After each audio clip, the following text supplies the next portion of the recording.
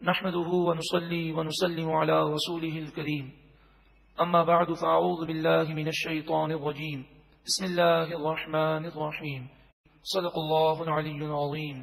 رب العالمین ہمیں نور قرآن پاک سے منور فرمائے، آمین. کذبت جھٹلایا، قوم لوط علیہ الصلوۃ والسلام کی قوم نے جھٹلایا المرسلین رسولوں کو. یہاں پر ایک قاعدہ یاد رکھیں کہ جب ہم تلاوت کرتے ہیں تو اصل تو الفاظ ہیں قوم لوط، قوم لوط، اور آگے ہے المرسلین، لیکن جب دونوں کو ملا کر پڑھیں گے تو لوطی للمرسلین، اور قرآن پاک کی جب تلاوت کریں گے تو اسی طرح پڑھیں گے. اذ قال لهم اخوهم لوط، جب ان سے ان کے ہم قبیلہ حضرت لوط علیہ الصلوۃ والسلام نے فرمایا الا تتقون، کیا تم اللہ سے نہیں ڈرتے؟ انی لکم رسول امین، بے شک میں تمہارے لیے رسول امین ہوں. رسول کے لفظی معنی ہوتے ہیں قاصد، بھیجا جانے والا، اور امین کے معنی ہے امانت دار. یعنی میں اللہ کی طرف سے ایسا قاصد ہوں کہ میں خیانت نہیں کرتا، جو اللہ کا حکم ہے وہی تمہیں پہنچاتا ہوں. فاتقوا اللہ، پس تم اللہ سے ڈرو، وَأَطِيعُونَ، اور میری فرما برداری کرو. وَمَا أَسْأَلُكُمْ عَلَيْهِ مِنْ أَجْرٍ، اور میں اس تبلیغ دین پر تم سے کوئی معاوضہ اجرت نہیں مانگتا. ان اجری الا علی رب العالمین، میرا معاوضہ یعنی میری تبلیغ دین پر مجھے صلہ رب العالمین عطا فرمائے گا. میرا معاوضہ رب العالمین کے ذمہ کرم پر ہے. حضرت لوط علیہ الصلوۃ والسلام جن 5 بستیوں کی طرف مبعوث کیے گئے، یہ بستیاں بے حیائی کے کاموں میں ملوث تھیں، اور ایسے بے حیا ہو گئے تھے کہ پوری بستی میں نکاح کا رجحان ختم ہو چکا تھا.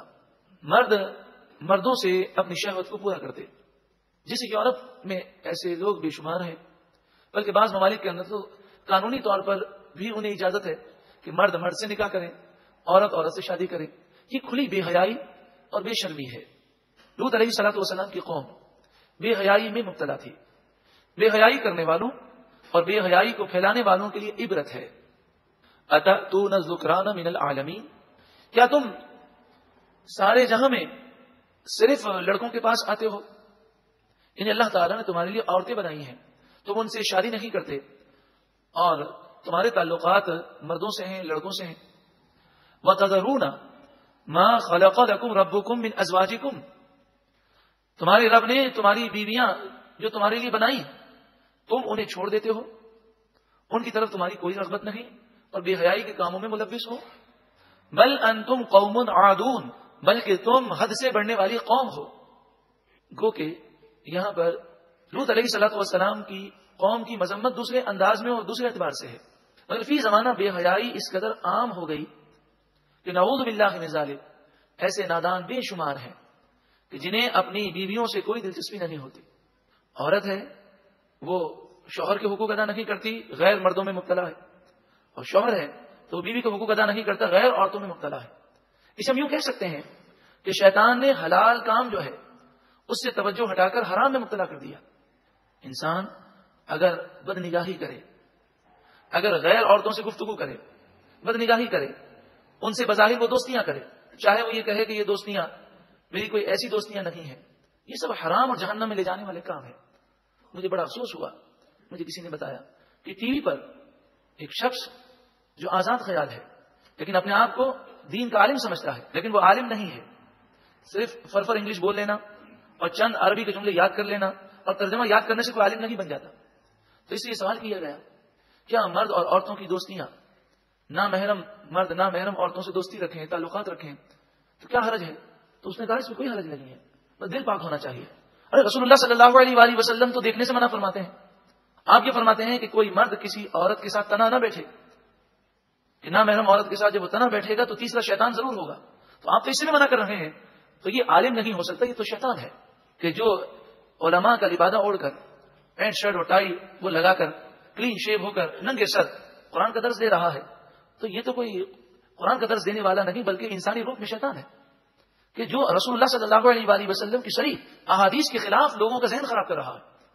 تو صرف آنکھیں بند کر کے آپ ٹی وی پر پروگرام نہ دیکھیں کہ جو بھی آئے وہ سچ بات کر رہا ہے.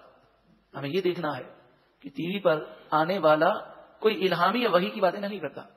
ہمیں یہ چیک کرنا ہے کیا وہ قرآن و حدیث کے مطابق باتیں کر رہا ہے، تو ہمیں اس کی باتیں سننی ہے.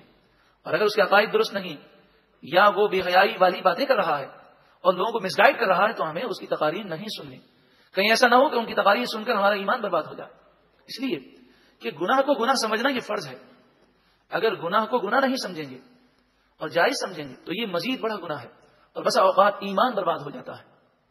بل انتم قوم عادون، بلکہ تم حد سے بڑی ہوئی قوم ہو. قالوا، وہ بولے، لئن لم تنتہی یا لوط، اے لوط علیہ السلام اگر آپ باز نہ آئے اور تبلیغ دین کرتے رہے، لتکونن من المخرجین، ضرور بضرور آپ نکالے ہوئے میں سے ہو جائیں گے، یعنی ہم آپ کو بستی سے نکال دیں گے. قال انی لعملکم من القالین، آپ نے ارشاد فرمایا بے شک میں تمہارے کاموں سے بیزار ہوں. ربی نجنی، اے میرے رب مجھے نجات دے. واہلی، اور میرے گھر والوں کو اور میرے ساتھ مومنین کو نجات دے. مما یعملون، ان تمام کاموں سے جو یہ کرتے ہیں. فنجیناہ، پس ہم نے حضرت لوط علیہ الصلوۃ والسلام کو نجات عطا فرمائی. وَأَهْلَهُ اجمعین، اور ان کے تمام گھر والوں کو نجات عطا فرمائی. الا عجوزا فی الغابرین، سوائے اس بڑھیا کے جو پیچھے رہنے والوں میں تھی، یعنی حضرت لوط علیہ الصلوۃ والسلام کی زوجہ جو منافقہ تھی، اس پر اللہ کا عذاب آیا. ثم دمرنا الآخرین، پھر باقی لوگوں کو ہم نے ہلاک کر دیا. انہیں نجات دی جنہیں ہم نے نجات دی، اور باقی لوگوں کو ہم نے ہلاک کر دیا. وَأَمْطَرْنَا عَلَيْهِمْ مَطَرًا، اور ہم نے ان پر پتھروں کی بارش برسائی.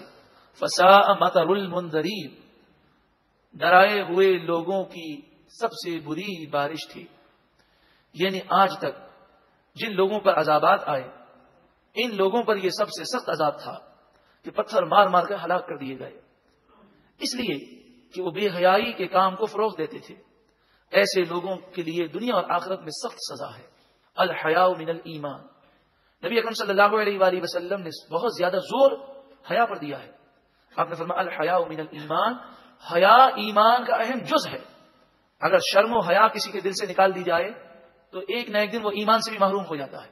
اس لیے سب سے زیادہ شرم و حیا پر زور دیا گیا، اور جو بے حیائی کے فروغ میں ملوث تھے ان پر سخت عذاب بھیجا گیا. ان فی ذلک لآیات، بے شک ان تمام باتوں میں ضرور نشانی ہے.